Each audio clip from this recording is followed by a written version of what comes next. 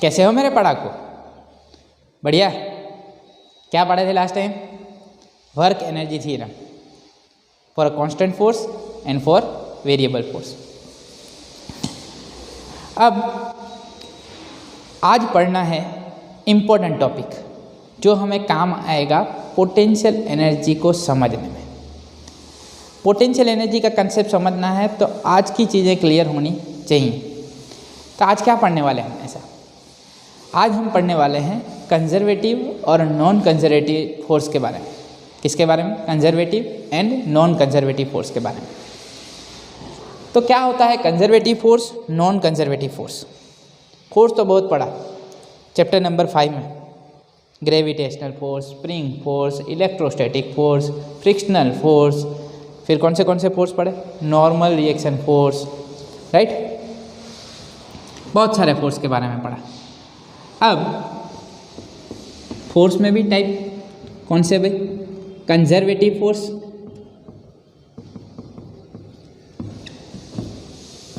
और non conservative force. तो किसको बोला जाए भाई कंजर्वेटिव फोर्स? किसको बोला जाए कंजर्वेटिव फोर्स? ध्यान से देख। तो याद क्या रखना है, कंजर्वेटिव फोर्स किसको बोला जाए? वर्क डन बाय और against a force depends only on initial and final positions of a body and does not depend on nature or path, then that forces are called conservative forces. Work done by or against a force depends only on initial and final position of a body and does not depend on nature of a path, then that force is called conservative force. तो क्या याद रखना है भाई? पहली चीज याद रख, वर्क डन बाय और अगेंस्ट, वर्क डन बाय और अगेंस्ट अ कंजर्वेटिव फोर्स। ये प्रॉपर्टीज हैं conservative force. Depends only on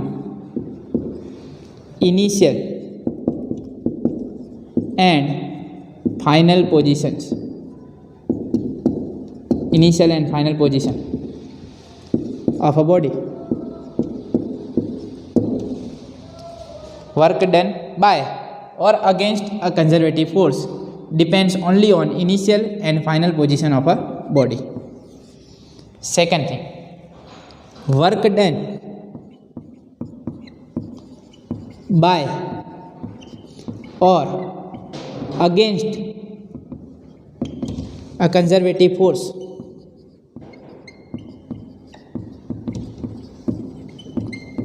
does not depend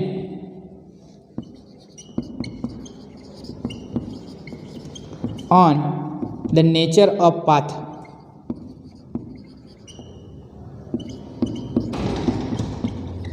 between initial and final positions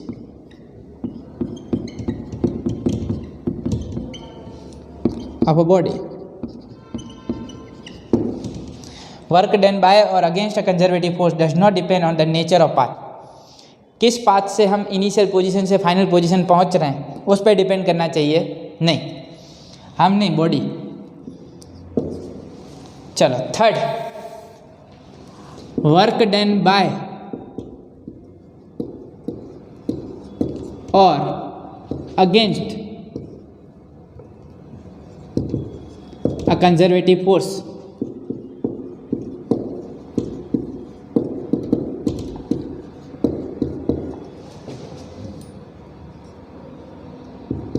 in a round trip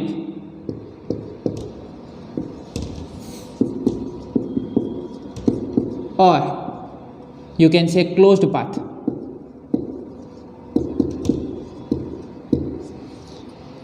In a round trip or closed path is 0. तो ये चीज़ें होनी चाहिए conservative force होगा तो। एक तो किस पे डिपेंड करना चाहिए, सिर्फ इनिशियल और फाइनल पोजीशन पे, पाथ पे डिपेंड करना चाहिए नहीं। तीसरी चीज़ क्या है, अगर राउंड ट्रिप होगी, जहाँ से स्टार्ट किया वहीं पे वापस आए, उस क्लोज पाथ के लिए वर्क डन क्या होगा, 0। क्या ठीक समझ में आया? चलो ये चीज़ कैसे होगी भाई, कौन से फोर्सेस कंजर्वेटिव फोर्स है। तो फॉर एग्जांपल कौन से कंजर्वेटिव फोर्सेस बनेंगे, कंजर्वेटिव फोर्सेस। तो कंजर्वेटिव फोर्सेस की बात करूं तो पहला हो गया ग्रेविटेशनल फोर्स। कौन सा फोर्स भाई, gravitational force, that is conservative force. Gravitational field, that is conservative field. अगर फील्ड फोर्स है तो उसकी फील्ड क्या हो जाएगी, conservative. Gravitational force that is conservative force. Second spring force. Spring force पढ़े थे हम चैप्टर नंबर 5 में, क्या था, F = -kx, that is also conservative force.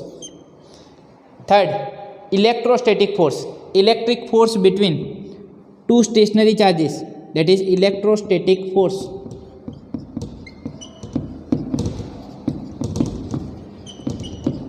Is also conservative force.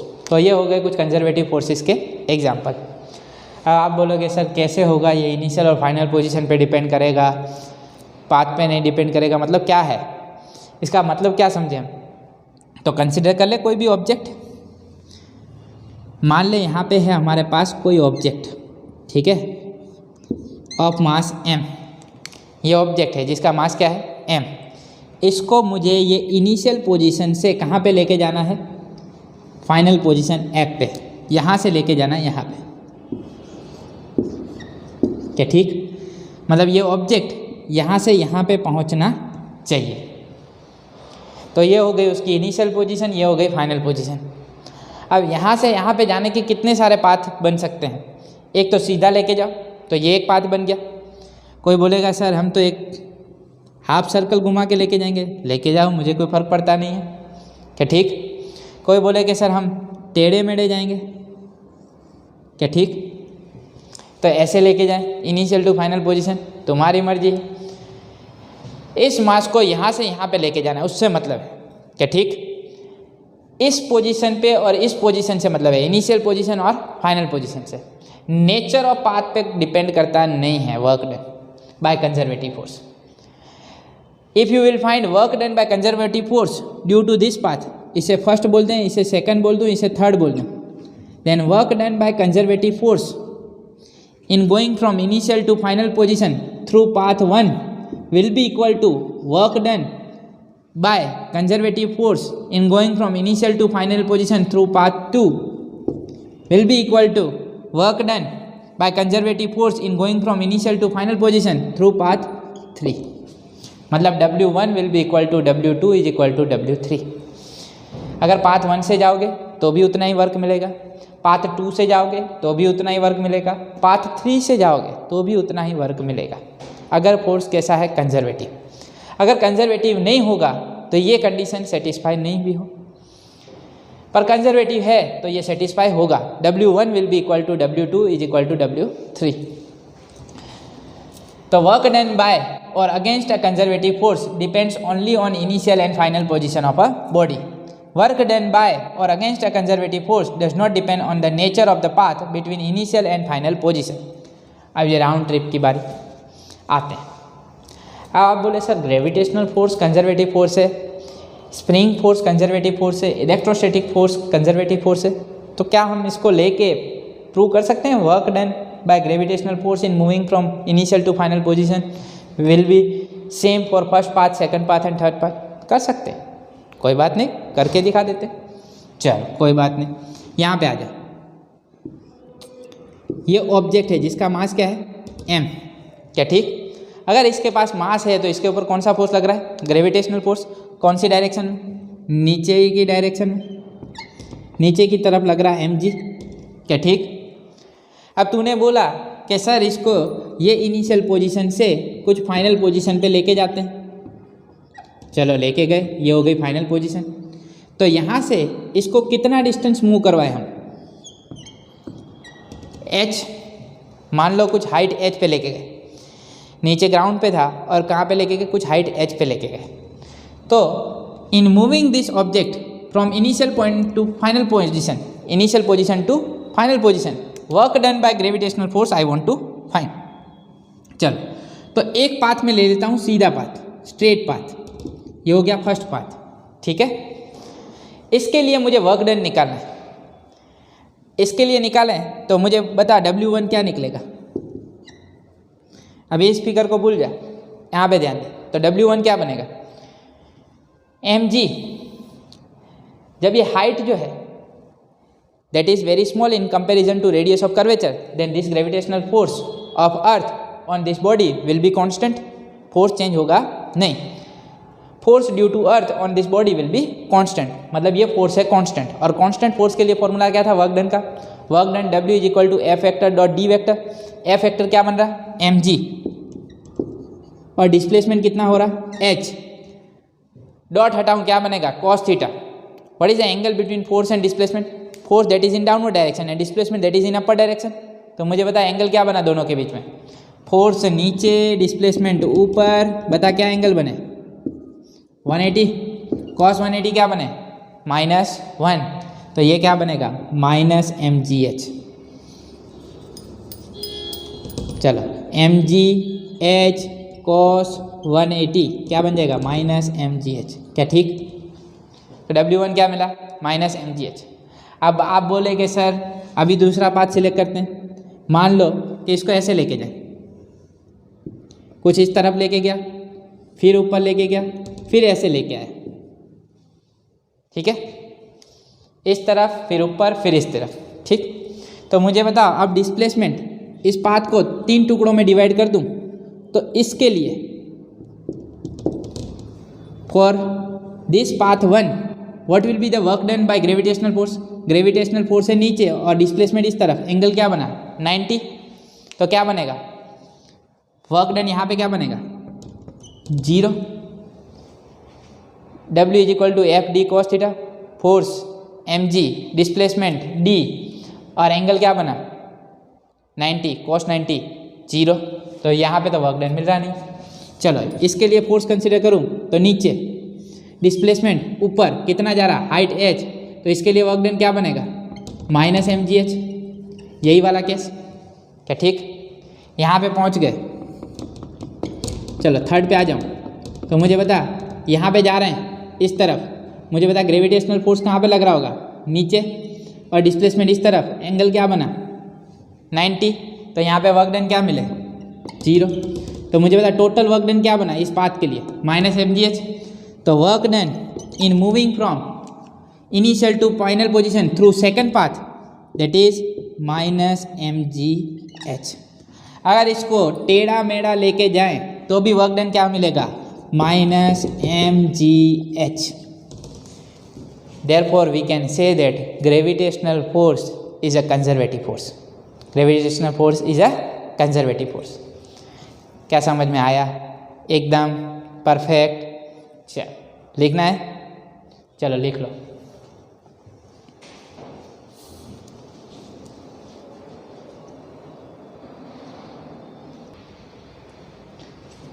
चलो अब आप बोलोगे सर पहले 2 पॉइंट तो समझ में आ गए कि वर्क डन बाय और against a conservative force depends only on initial and final position. Work done by और against a conservative force depends only on initial and final position तो हो गया। Work done by conservative force, चलो अब आप बोलोगे sir पहले 2 point तो समझ में आ गए। वर्क डन बाय और against a conservative force depends only on initial and final position. फिर आप बोलोगे सर सेकंड पॉइंट, वो भी समझ में आ गया। वर्क डन बाय और against a conservative force depends, does not depend on the nature of path, nature पे डिपेंड करता नहीं है। चलो वो भी समझ में आ गया। अब थर्ड पॉइंट समझा दो, वर्क डन बाय और against a conservative force in a round trip is 0। Round trip तो जहाँ से स्टार्ट कर रहे हैं वहीं पे वापस लौट जाओ। तो मान लो यहाँ से स्टार्ट किया m और कितना गए ऊपर हाइट h, क्या ठीक।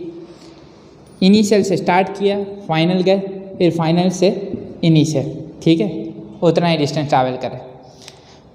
तो मान लो कोई ऑब्जेक्ट ऊपर फेंका गया और नीचे आया, ठीक है, यहाँ तो किसी ऑब्जेक्ट को ऊपर लेके गए हाइट h, उतना ही नीचे लेके आए, तो वर्क डन क्या होगा? तो work done in going from initial to final position, initial से फाइनल जाए तो क्या वर्क डन होगा? तो वो तो हमने ऑलरेडी निकाल दिया। इनिशियल टू फाइनल जाने में जो वर्क डन होता है वो कितना है? -mgh। Work done in going from final to initial position. अब नीचे की तरफ जाएं तो मोशन कौन सी तरफ है? Downward motion. और ग्रेविटेशनल फोर्स भी कहाँ पे है? नीचे। मतलब फोर्स और डिस्प्लेसमेंट दोनों सेम डायरेक्शन में, तो एंगल क्या बनेगा? 0, mgh cos 0। mg हो गया फोर्स, h हो गया डिस्प्लेसमेंट, cos 0, cos 0 क्या बने? 1। तो ये क्या हो जाएगा? Work done in going from final to initial position, it is mgh। तो जहाँ से स्टार्ट किया वहाँ पे वापस, तो टोटल वर्क डन क्या हुआ? Total work done for a complete round trip, that is wi to f to i, क्या बनेगा? -mgh plus mgh 0। तो ये पॉइंट भी हमने दिखा दिया। वर्क डन बाय और against a conservative force in a round trip is 0, close path, क्या ठीक? उसके लिए टोटल वर्क डन क्या मिलेगा? 0।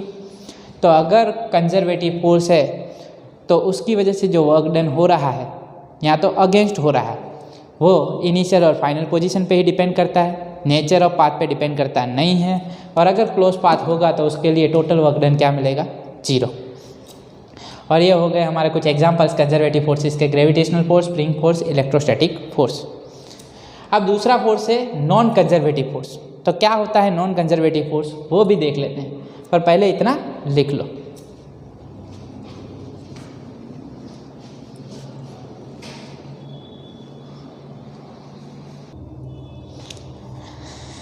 अब आ जाते हैं नॉन कंजर्वेटिव फोर्सेस। किसको बोला जाए non conservative force?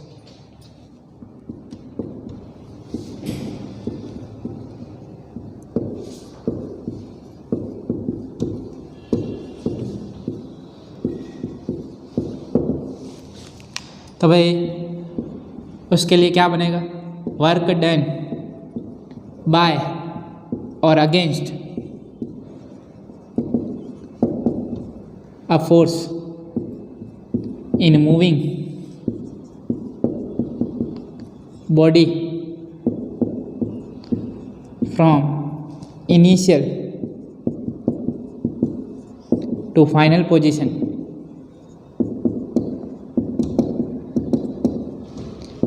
depends on path, then the force is called non-conservative force.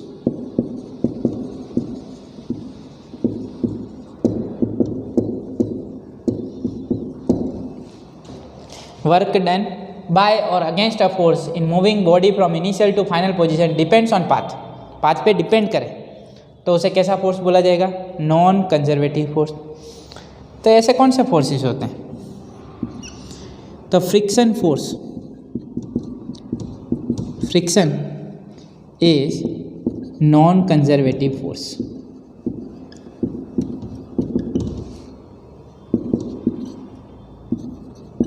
Friction कैसा फोर्स है?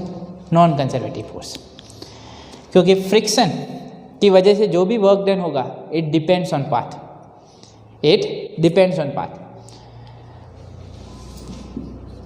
Work done by friction force for round trip is not 0। Round trip होगा उसके लिए वर्क डन 0 होगा नहीं। क्लोज पाथ बनाओगे work done due to non conservative force 0 बनेगा नहीं। तो कैसे भाई? तो सिंपल सा एग्जांपल ले लेता हूँ। यही ऑब्जेक्ट ले लेते हैं mass m that is kept on the rough surface. कोई सरफेस पे रख देते हैं, रफ सरफेस पे, ठीक है। And suppose it is moving from this initial position to final position. ये हो गई उसकी फाइनल पोजिशन, क्या ठीक? तो डिस्प्लेसमेंट कितना हुआ? मान लेते हैं डिस्प्लेसमेंट हुआ d। कितना डिस्प्लेसमेंट हुआ? d। कहाँ गए, इनिशियल टू फाइनल पोजीशन। जब इस तरफ जा रहा है ऑब्जेक्ट तो फ्रिक्शन फोर्स होगा वो किस तरफ लग रहा होगा, ऑपोजिट डायरेक्शन में, because friction always opposites the motion. अगर मोशन इस तरफ है तो फ्रिक्शन इस तरफ लगेगा क्या, ठीक।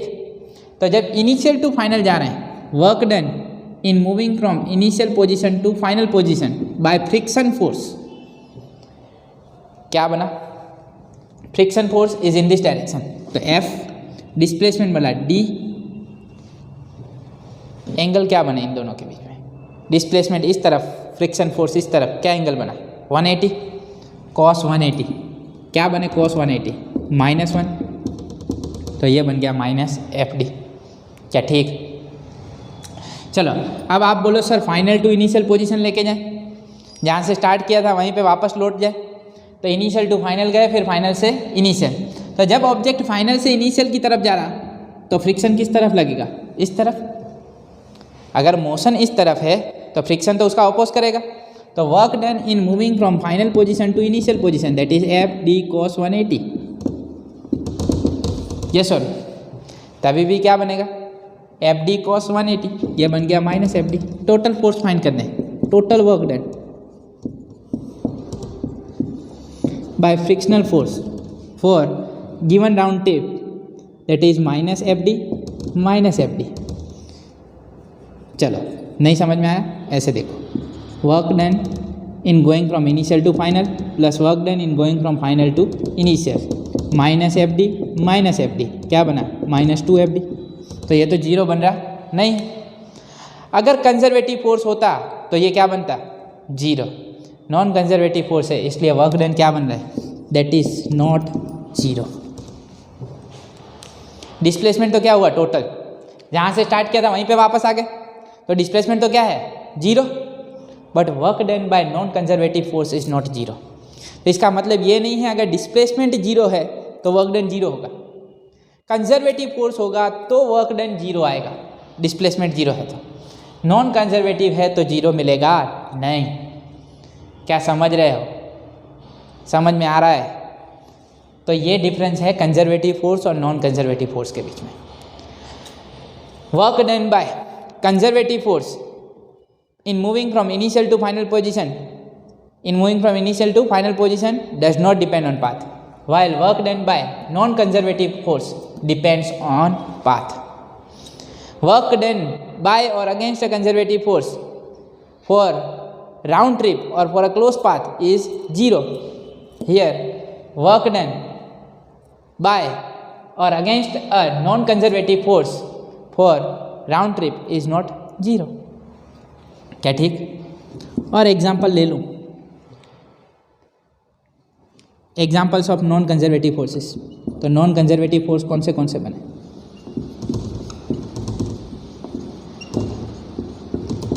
फ्रिक्शन कैसा है, non conservative force. Air resistance, velocity dependent forces like air resistance, viscous force, these are the non conservative forces। तो कंजर्वेटिव फोर्सेस देख लिए, नॉन कंजर्वेटिव फोर्सेस देख लिए। अब मुझे लगता है कंजर्वेटिव फोर्स और नॉन कंजर्वेटिव फोर्स का कंसेप्ट आप लोगों को क्लियर है। लिखना है, जल्दी से लिख लो।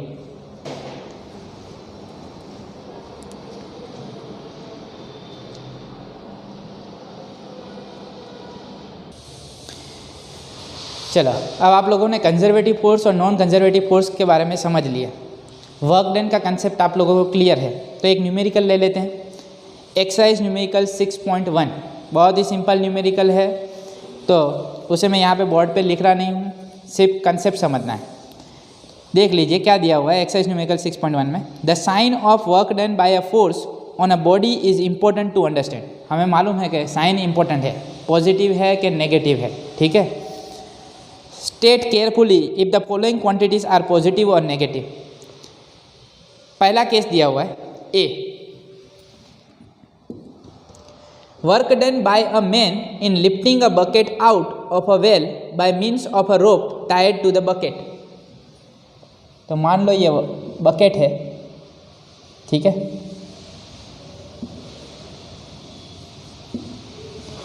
और ये हो गई रोप, ठीक है। तो जैसे ही कोई मैन है इस बकेट को ऊपर की तरफ खींच रहा है तो इसमें लगेगा कोई टेंशन T, जितना फोर्स वो मैन लगा रहा है उतना ही यहाँ पे टेंशन जनरेट हो जाएगा और बकेट जो है वो कौन सी तरफ जा रही है, ऊपर की डायरेक्शन में, ठीक है। तो डिस्प्लेसमेंट ऊपर की तरफ, टेंशन जो लग रहा है वो कौन सी डायरेक्शन में, अपर डायरेक्शन में। Work done by a man in lifting a bucket out of a well by means of a rope tied to the bucket. तो क्या वर्क डन होगा यहाँ पे, work done W is equal to F vector dot D vector. Here force and displacement F D cos क्या बनेगा, tension जो force लग रहा है वो कौन सी डायरेक्शन में, ऊपर, और डिस्प्लेसमेंट कौन सी डायरेक्शन में, ऊपर। तो F D cos 0, cos 0 मतलब ये तो मैग्नीट्यूड हो गया, ये भी मैग्नीट्यूड है, तो वर्क डन क्या मिलेगा, F D that is positive. क्या मिलेगा work done, positive. So work done in case A that is positive. Case B पे आ जाए तो क्या बनेगा, work done by gravitational force in above case. Gravitational force consider करूं तो ग्रेविटेशनल फोर्स होगा नीचे की तरफ, डिस्प्लेसमेंट ऊपर, तो यहाँ पे क्या बनेगा, W is equal to force बना mg, डिस्प्लेसमेंट ऊपर की तरफ d, और cos एंगल क्या बनेगा, डिस्प्लेसमेंट ऊपर फोर्स नीचे, तो cos 180, ये हो गया माइनस mgd। तो ये वर्क डन कैसा मिला, नेगेटिव, क्या ठीक। तो सेकंड केस में बनेगा work done negative. Third, work done by friction on a body sliding down an incline plane. Incline plane की बात करें तो उसके लिए when body is sliding down on a incline plane, तो फ्रिक्शन तो हमेशा मोशन का अपोज करेगा, तो फ्रिक्शन इस तरफ, डिस्प्लेसमेंट इस तरफ, तो वर्क डन क्या हो जाएगा, नेगेटिव। फ्रिक्शन तो हमेशा अपोजिट डायरेक्शन में होता है, तो उसकी वजह से जो वर्क डन होगा क्या हो जाएगा, नेगेटिव। चलो केस डी की बात करें, work done by an applied force on a body moving on a rough horizontal plane. Rough horizontal plane, body move कर रही है, work done by an applied force मतलब कुछ फोर्स लगा दिया F on a body moving on a rough horizontal plane with uniform velocity. Uniform velocity से जा रहा है मतलब ऑपोजिट डायरेक्शन में जो फ्रिक्शन होगा और अप्लाइड फोर्स होगा दोनों सेम होंगे, तभी ये यूनिफॉर्म वेलोसिटी से जा रहा है। पर हमें क्या पूछा है, work done by an applied force, motion इस तरफ, और हमने जो अप्लाई फोर्स किया है, हमने जो फोर्स अप्लाई किया है और डिस्प्लेसमेंट दोनों सेम डायरेक्शन में, तो यहाँ पे वर्क डन क्या बनेगा, F D cos 0, तो ये क्या बनेगा, F D that is positive. हाँ, जो फ्रिक्शन है उसकी वजह से वर्क डन क्या होगा, नेगेटिव, पर हमें फ्रिक्शन के लिए पूछा नहीं है इस केस में, अप्लाइड फोर्स के लिए पूछा है, तो वो क्या मिलेगा, पॉजिटिव। चलो next last case, work done by the resistive force of air. कैसा force, resistive force of air on a vibrating pendulum in bringing it to rest. अगर पेंडुलम वाइब्रेट कर रहा है, ठीक है, और एयर रेजिस्टेंस क्या करेगा, उसका अपोज करेगा, मतलब work done will be negative. कोई भी चीज़ रेस्ट पे आ रही है, उसका मोशन स्टॉप हो रहा है, मोशन में थी और उसे स्टॉप करवाना है, तो फोर्स ऑपोजिट डायरेक्शन में लगाना होगा, तो दोनों के बीच एंगल क्या बन जाएगा, ग्रेटर देन 90 डिग्री। तो ये वर्क डन कैसा आएगा, negative. So work done will be negative. Air resistance है, फ्रिक्शन है, इसकी वजह से वर्क डन कैसा होगा, नेगेटिव। एक्सरसाइज न्यूमेरिकल 6.1 यहाँ पे हो चुका। बहुत ही सिंपल है, हमें सिर्फ इतना मेंशन करना है किसकी वजह से वर्क डन पॉजिटिव होगा और किसकी वजह से नेगेटिव होगा। आप लोगों को लिखना हो तो समय मिलेगा, पर यहाँ पे मैं स्टॉप कर रहा हूँ। नेक्स्ट लेक्चर में और कुछ न्यूमेरिकल सॉल्व करेंगे, पर आज तक के लिए इतना है। स्वस्थ रहें, मस्त रहें, दीपक सर के साथ पढ़ते रहें। मिलते हैं नेक्स्ट लेक्चर में, तब तक के लिए बाय बाय, थैंक यू।